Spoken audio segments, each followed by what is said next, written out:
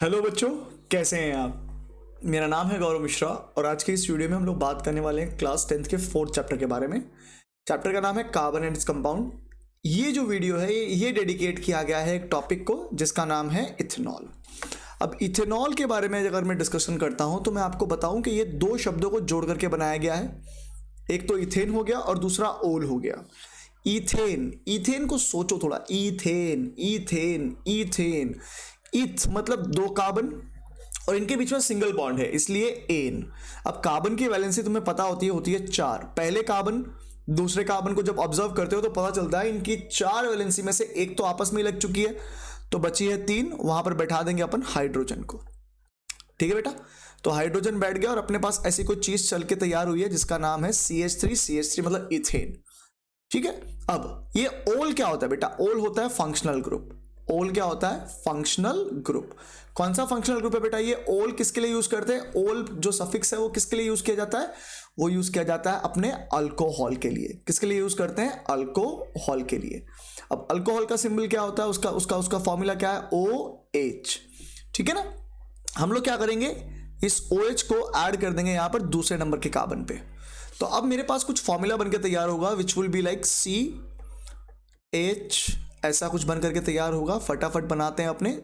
यहां पर पहले कार्बन में 3H लगा दिए, दूसरे कार्बन में 2H लगा दो। यहां से हाइड्रोजन आपने क्या कर दिया था? निकाल दिया था और बदले में OH ऐड करा था। तो अब आपके पास में इथेनॉल का ऐसा कुछ स्ट्रक्चरल फॉर्मूला बन करके तैयार होता है। तो ये जो आपकी स्क्रीन पर देख पा रहे हो right now, that is a structural formula.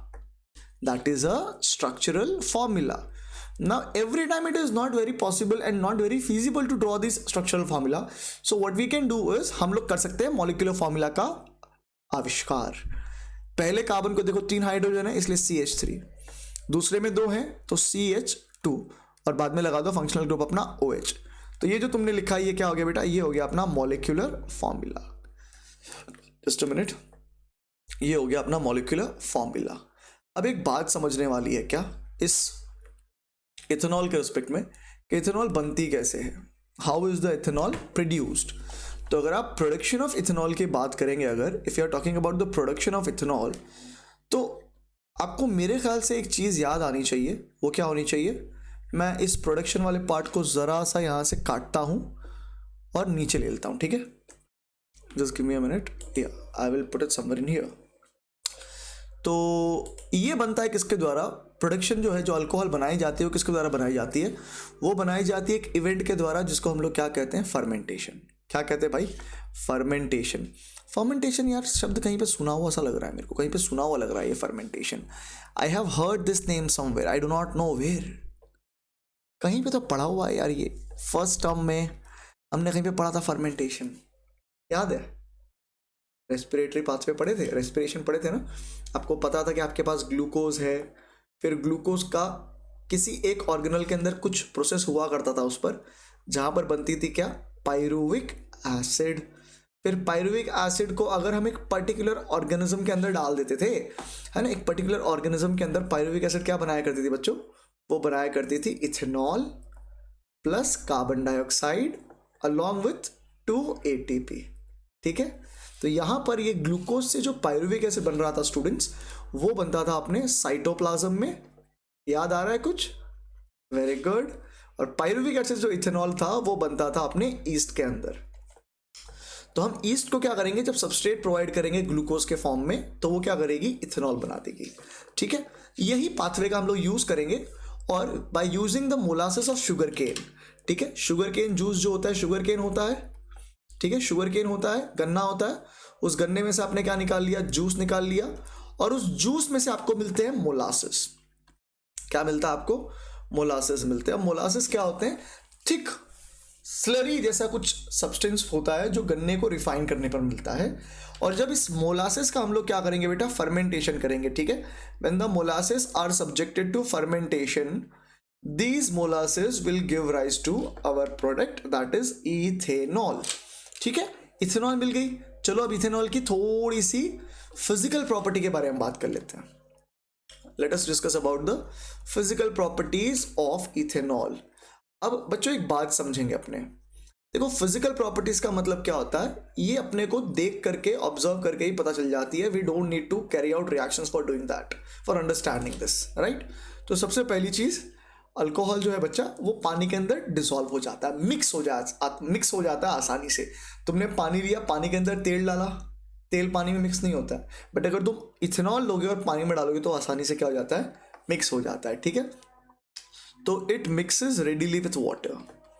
ठीक है, it mixes readily with water. आप चाहिए तो आप लिख सकते हो miscible, it is miscible with water. It mixes readily with water. पहला पॉइंट तो ये हो गया बेटा. अब दूसरा पॉइंट देखो, at room temperature. Room temperature मतलब कितना हो गया, 25 डिग्री. ठीक है, रूम टेम्परेचर पे अपनी जो इथेनॉल होती है बेटा वो कौन से स्टेट में होती है, वो होती है लिक्विड स्टेट में. कौन से स्टेट में होती है, लिक्विड स्टेट में. पता है ना, तीन ही तो स्टेट होते हैं, सॉलिड, लिक्विड और गैस. तो इथेनॉल जो है बेटा वो कौन से स्टेट में होती है, लिक्विड स्टेट में होती है. अब इसके बॉइलिंग पॉइंट और मेल्टिंग पॉइंट की अगर बात करेंगे, बॉइलिंग पॉइंट और मेल्टिंग पॉइंट. देखो आपको मेल्टिंग पॉइंट और बॉइलिंग पॉइंट के बारे में पता होना चाहिए. मैं चाहूंगा कि आप लोग कमेंट बॉक्स में मेल्टिंग पॉइंट और बॉइलिंग पॉइंट का मतलब बताएं. चलिए, जो बॉइलिंग पॉइंट होता है for ethanol can be as high as 351 kelvin and the melting point can be as low as 156 kelvin. ये केल्विन में, सेल्सियस में नहीं है. ठीक है, तो अपन क्या कर सकते हैं, केल्विन को अगर सेल्सियस में कन्वर्ट करना हो, केल्विन को सेल्सियस में कन्वर्ट करना हो तो क्या कर सकते हैं अपन, जितना भी केल्विन दिया है उसमें से हम लोग माइनस कर देंगे 273 केल्विन. ठीक है, हमको क्या मिल जाएगा, वो सेल्सियस में मिल जाएगा. किस में मिल जाएगा, सेल्सियस में मिल जाएगा. ठीक है ना. और वैसे ही अगर आपको सेल्सियस को कन्वर्ट करना है किसके अंदर, केल्विन के अंदर, तो आप क्या करोगे, सेल्सियस प्लस 273 कर दोगे. ठीक है, जैसे मान लो आपको बोल दिया गया कि भैया किसी किसी किसी सब्सटेंस का जो बॉइलिंग पॉइंट है वो 300 केल्विन है, तो आप क्या करोगे, अगर मैं बोलता हूं कि इसको सेल्सियस में कन्वर्ट करना है तो क्या करेंगे आप 300 माइनस 273 कर दोगे.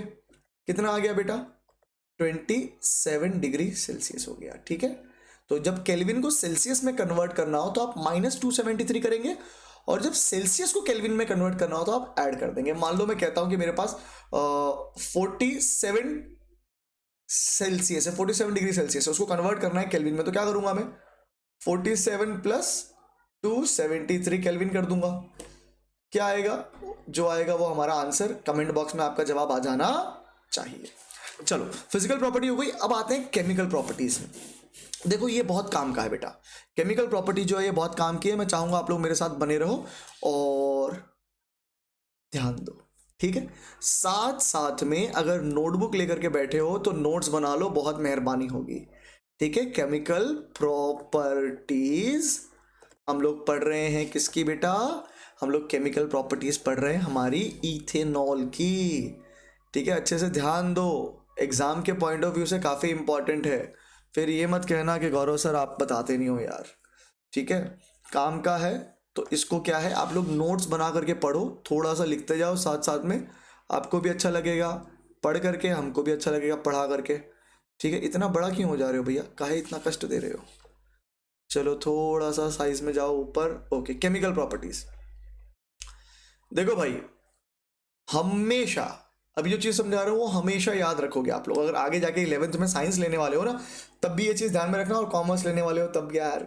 ठीक है, देखो यार, 1 2 कार्बन हो गए, कितने हाइड्रोजन थे, पहले कार्बन पे 3 बना दो, दूसरे कार्बन पे 2 बना दो, इसके साथ में यहां पर OH था, तो इस OH को एक साथ में ना लिख करके मैं क्या करता हूं, मैं लिखता हूं as O bonds with H, ऐसे लिखता हूं. अब मेरे को क्या करना है, मेरे को यहां पर कोई चीज ऐड करनी है. ठीक है, I have to carry out addition reaction. तो अगर एडिशन रिएक्शन ऐड करना, आई मीन कैरी करना है, और कुछ चीज नहीं ऐड करनी है, जैसे मान लो पोटेशियम ऐड करना है, या फिर मान लो सोडियम ऐड करना है, तो ये कहां पर ऐड होगा, ये ऐड होगा इस हाइड्रोजन पर. इस हाइड्रोजन को हम लोग रिमूव कर देंगे, है ना, यहां से हाइड्रोजन जो था हमारा वो रिमूव हो जाएगा, और बदले में उसकी जगह कौन आएगा, या तो पोटेशियम आ जाएगा, या फिर सोडियम, या फिर कोई भी चीज जो हम ऐड करना चाहते हैं. तो कुल मिलाकर के आप ध्यान में रखेंगे, यहां पर क्या नोट कर लो अगर आपको चाहिए तो. ठीक है, any new substance when added when added, substance की जगह तुम एटम कर देना, ठीक है, सब्सटेंस के बदले में आप लोग चाहो तो एटम लिख देना, ठीक है। When added gets incorporated eight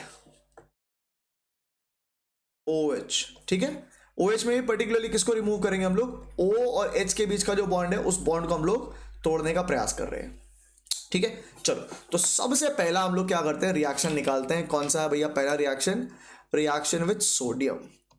किसके साथ है, रिएक्शन विथ सोडियम, ठीक है।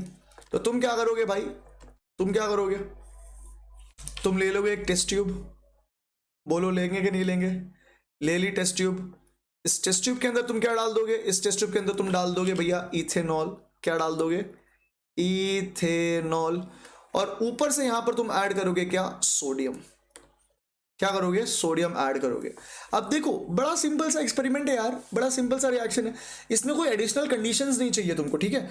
कोई कंडीशन का कोई खेल नहीं है इसमें, एज इट इज जाएगा। इथेनॉल लो और सोडियम डाल दो तो क्या होगा, चलो रिएक्शन समझते हैं। इथेनॉल का फॉर्मूला बता दीजिए, C यहां पर H, यहां पर H, फिर एक H, इधर गया अपना H, इधर वापस एक H आया, इधर आ गया OH। किसके साथ रिएक्शन हो रहा है, सोडियम के साथ हो रहा है। तो प्रोडक्ट क्या बनेगी बेटा, प्रोडक्ट क्या बनेगी बेटा, प्रोडक्ट क्या बनेगी, देखो अपने को पता है ना कि एडिशन होने वाला है। सोडियम कहां पर ऐड होगा बताओ, अभी तो अपने ऊपर देख चुके हैं, सोडियम ऐड होगा इस H पर।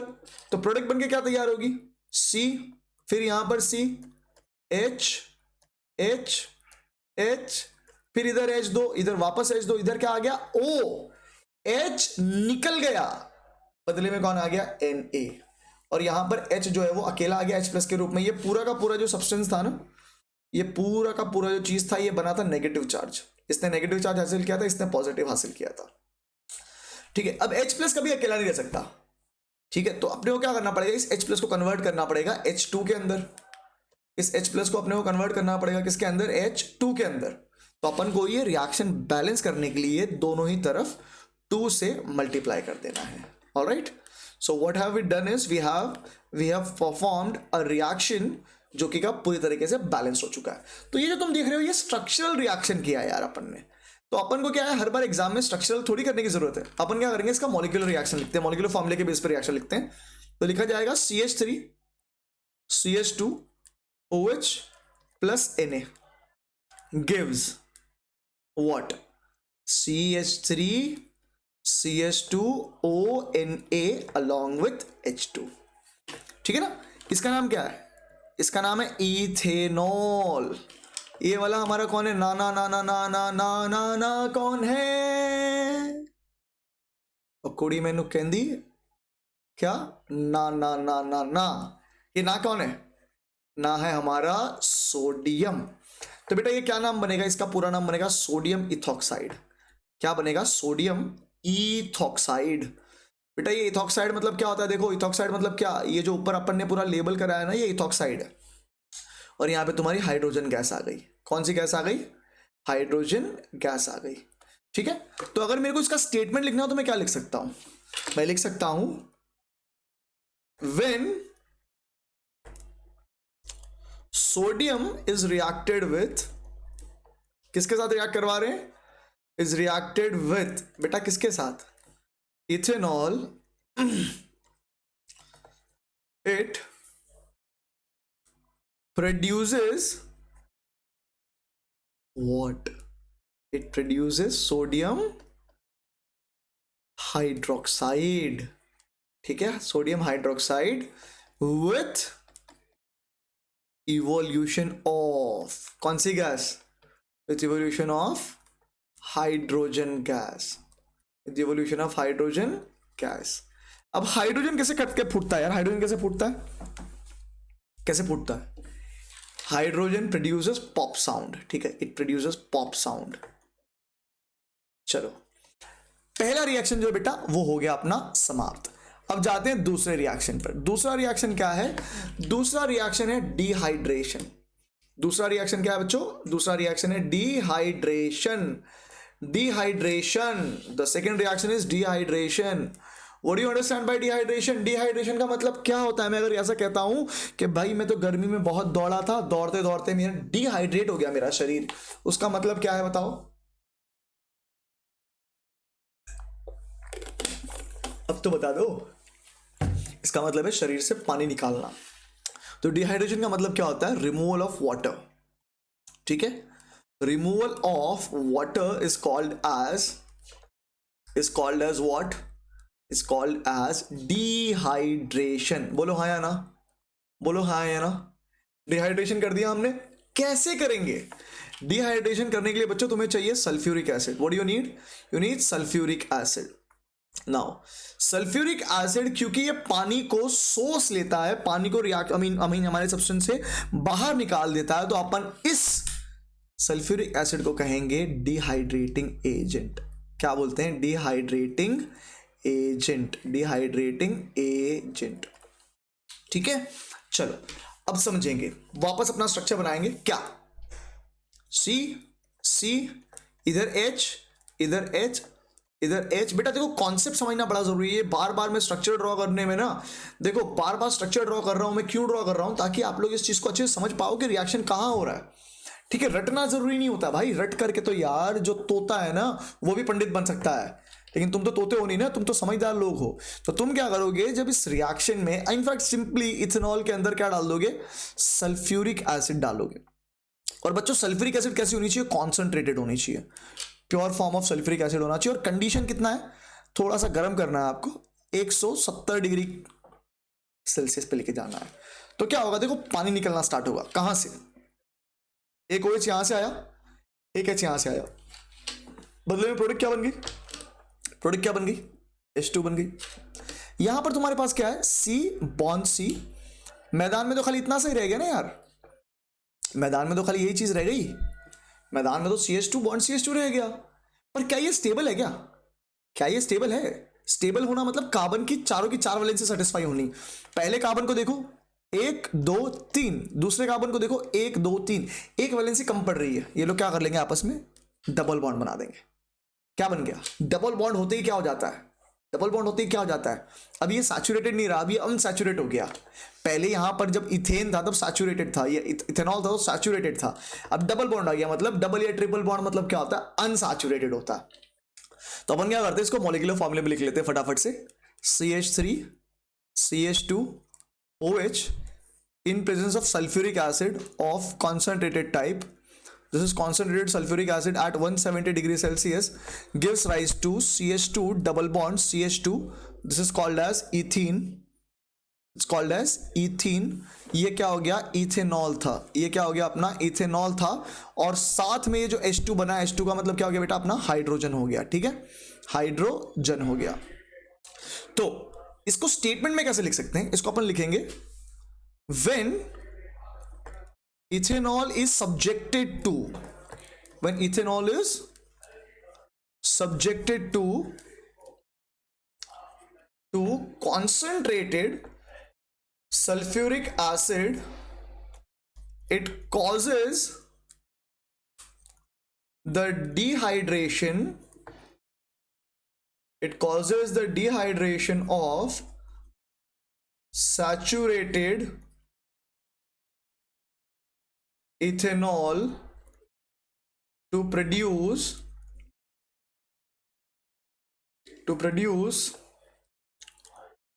unsaturated